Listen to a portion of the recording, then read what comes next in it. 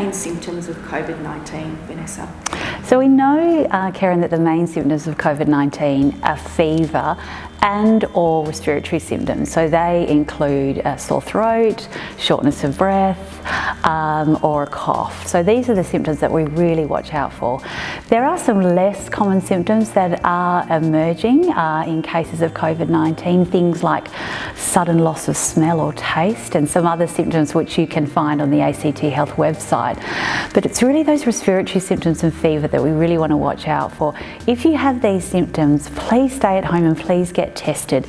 And really, if you're unwell at all, don't go to school. So what should teachers do or staff at a school if they find that there's a student that's sick with some of these respiratory symptoms?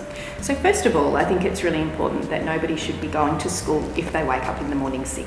So that's our first and primary message. But secondly, if a student does become unwell at school, or you do notice that they are unwell, then we need to get that student home with a parent or a carer as soon as possible.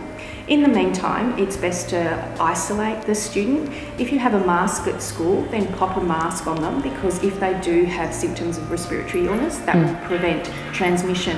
If they can't tolerate a mask and you as the staff member need to stay with them, then please feel free to pop a mask on yourself if you feel the need to be protected.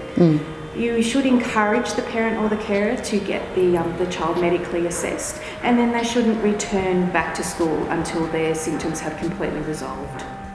If staff at schools are unwell, what should they be doing? Yeah, well, the first important message is if they wake up and they're feeling unwell, they should be calling in sick and not going to school. That, you know, these things can develop during the day. So if they start to feel unwell at school, or if they've woken up sick and they think they need to get assessed, the first thing to do is leave the school grounds, seek medical attention.